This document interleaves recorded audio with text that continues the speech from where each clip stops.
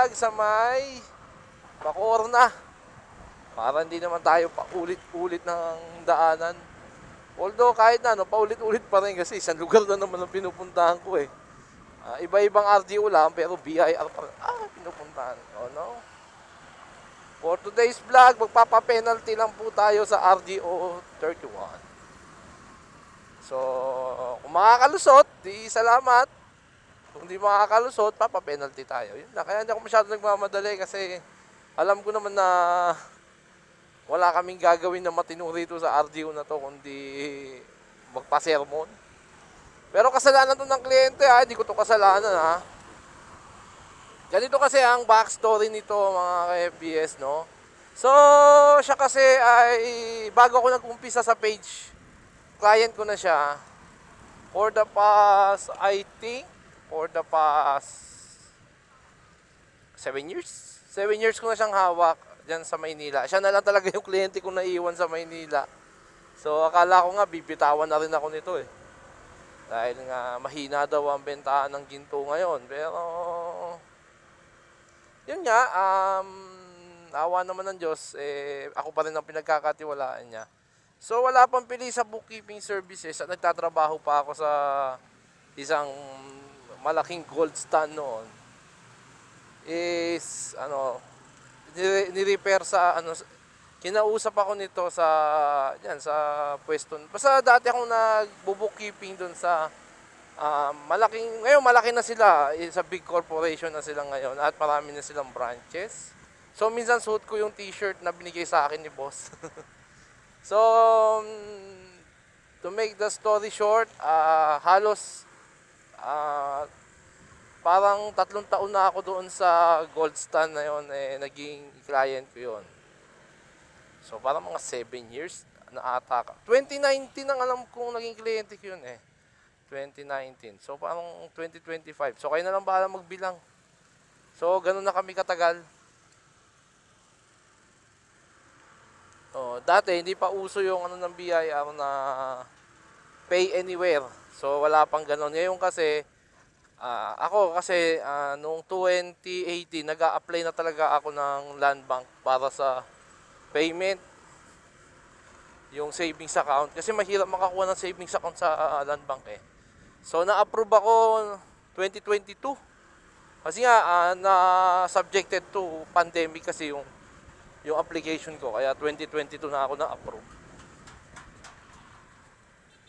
So yun din yung time na yun yung last years ko doon sa isang malaking gold stand. Malaking gold stand na sila ngayon at kung sakaling kilala nyo sila, marami silang pwesto sa Robinson, Ayala Malls, at syempre dyan sa Maynila. At ang alam ko, sila na rin ang supplier ng ibang gold dito sa Pilipinas. So, para lang hindi po ako natanggal sa kanila doon sa malaking gold stand. So, hindi po ako natanggal. So, kinausap po nila ako kung kaya ko pang i-handle yung malakihang transaction. To be exact, higher than 10 million. So, sabi ko ay hindi na po yan saklaw ng kakayahan ko as a freelance bookkeeper. Although kaya ko sana, pero nung nakita ko yung gagawin nila, magko-convert sila into a corporate na BIR. So nung kinakausap nila ako na sabi ko na option nyo po kung gusto nyo magpalit ng iba kasi nga kami maliitan lang. So, although may alam naman ako sa corporate taxes, kaso kumbaga hindi kasi yun yung kahit alam ko, hindi kasi yun yung abot ng kakayahan ko dahil marami kasing kino-consider doon, kagaya ng mga audit, BOA, ganoon, mga BOA sa ITR. So, bat pa naman yun, so kailangan mo talagang i-accurate yung mga talagang kailangan 1:1 yun, yung mga expenses, sales, yung mga drawing doon, hindi basta-basta ka pwedeng mag-drawing pag corporate tax. Kasi pag halimbawa, ang 40% kasi ang OSD, yung pinaka-drawing. O in short, para sa colloquial na salita, estimated expenses. Kumbaga, wala siyang resibo. So, ang tawag doon ay OSD. So, 40% lang ang inaalaw ng BIR.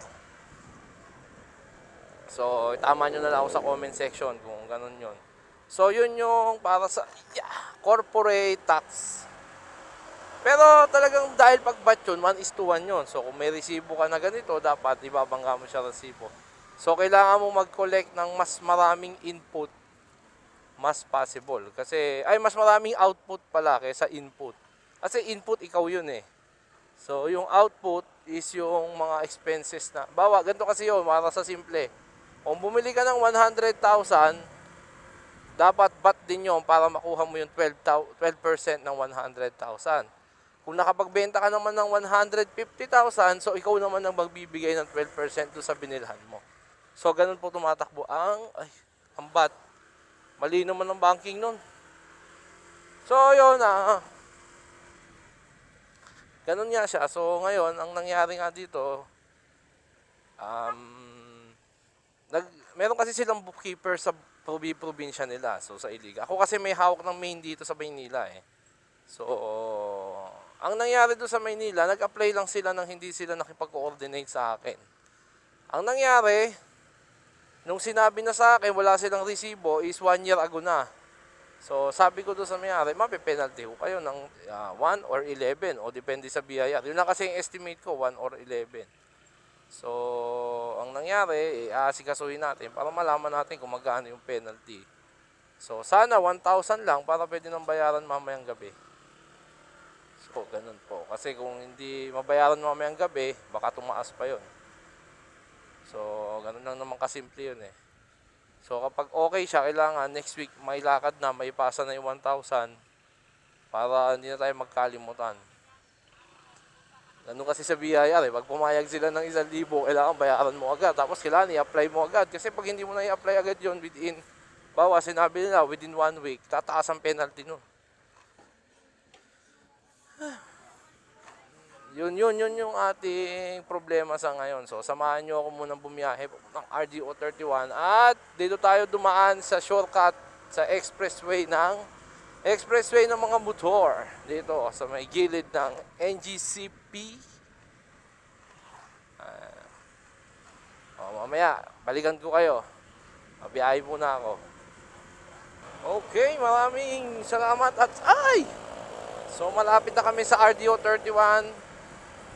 Diretso na lang tayo dito sa may papuntang R10. Pero di tayo dadaan ng R10 Diretso lang tayo.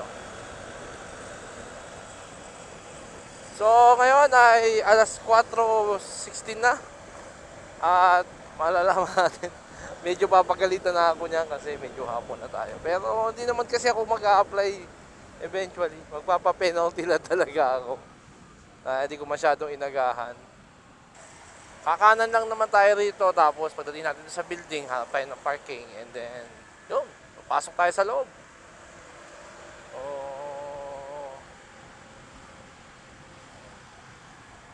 Ito yung kanan. Yan kasi yung kalsada, hindi ko alam tawag dyan eh. R10, alam ko itong R10 yan eh.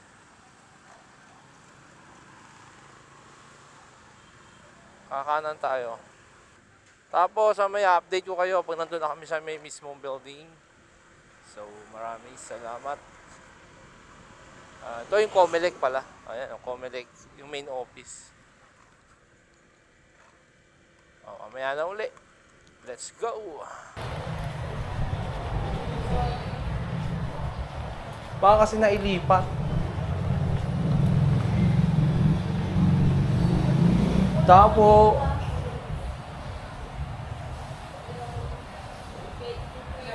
sir, tanong lang. Walang pasok biyaya ngayon? Anong meron? Holiday sir, holiday. Holiday? Holiday yun sir. 21? Yes sir. Grabe ka na eh. Ayun na pa, nasa bahay pa lang tayo, di ba? Anong holiday ngayon, sir? Anong holiday na ngayon? Ninoy? Nilipat? Ninoy yun. Sabi ko sa'yo eh. Nilipat? Di ba 25 pa yun? Nasa Cavite pa lang tayo. Parang nilipat yata ah. Nasa Cavite pa lang tayo. Hindi pa tayo nakakabata. Tapos 25, Lunes, holiday din. Hindi yun ang Ninoy. Alam ko yun ang Ninoy, 25. 25. Kasi ang 21, kulang yung kalendaryo eh. Pero holiday daw ngayon. Pero dito pa rin yung 31, ano? Oh, dito siya, 31, Santa Cruz. Oo. Bukas ay pasok kayo dito. Oh, meron. Meron bukas. Sige, baka balik na kayo bukas. Sige, thank you, sir. So, holiday daw ngayon. Wala daw pasok. Ay, nako. So, yun, pumunta na lang kami ng Quiapo para mamili ng broccoli. Kasi, at saka, yun. Meron din kasi, tinignan ko yung binilang ko ng printer. Kasi, meron tayong pinaplanong, nag-aayos kasi tayo ng opisina. So, kailangan natin ng mga printer at bagong papel. So, naghahanap po ako ng supplier na may magandang bigay sana. At maaari, no? Kahit hindi talaga maganda yung customer service nila, nagpapabalik-balik ako dun dahil mura kasi talaga. So, yun nga, recap ko lang kayo. So, holiday daw ngayon, August 21. So, hindi ko alam kung anong holiday ngayon kasi ang alam kong holiday, August 25. Holiday talaga yun. Ninoy Aquino Day yata yung 25 na yun. August 21, hindi ko alam kung anong meron ngayon eh.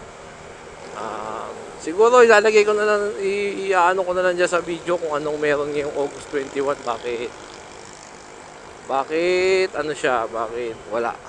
So, yun sana, dapat sana meron pasok. So, hindi ko alam kung anong nangyari. Tapos, para doon sa mga nagtatanong sa akin tungkol sa sa business, no? Basta kung online business po kayo, barangay residency lang ang kailangan ninyo at government ID with signature. Yan ang pinaka-importante.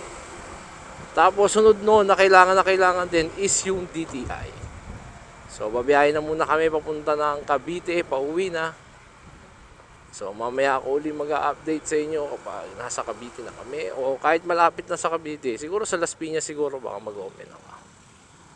So, maraming thank you. Mamaya ang holiday for today's video.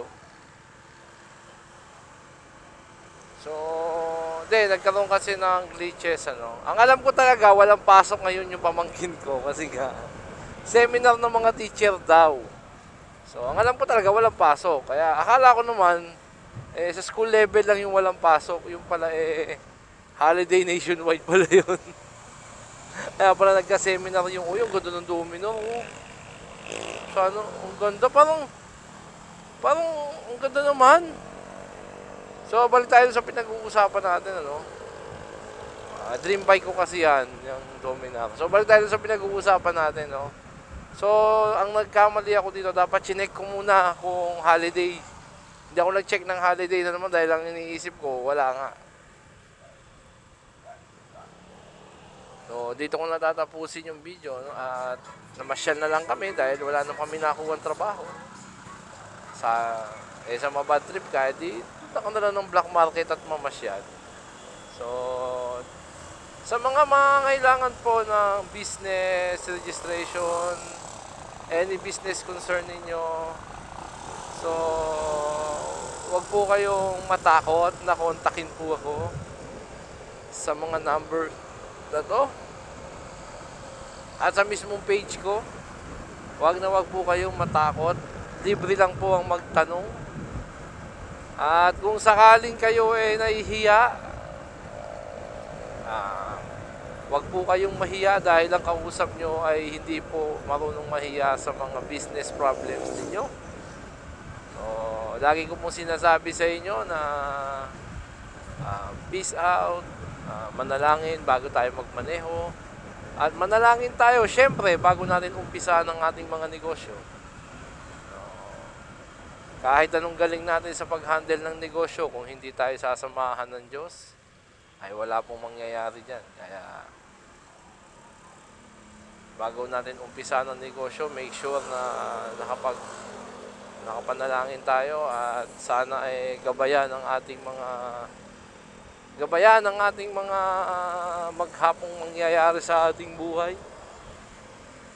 So maraming salamat. This is Brian. Dito na lang tatapusin sa Bacoor ang ating video. So signing off.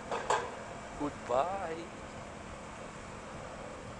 Kailangan po sa atin na business registration, business related problem. Pwede nyo po akong kontakin sa number na yan or i-message nyo po ako sa ating Facebook page na Bilisa Bookkeeping Services. At lagi naman po akong handang sumagot basta ako po ay gising. Misa kasi tulog ako, hindi ako nakakasagot. Para po sa mga content like this, paki-follow po at paki-subscribe ang ating Facebook at ang ating YouTube channel. Maraming salamat po. At lagi ko pong sinasabi sa inyo na mag-ingat, mamanalangin bago magmaneho. Pray before you drive. This is Brian signing off. Maraming salamat po. Babuts!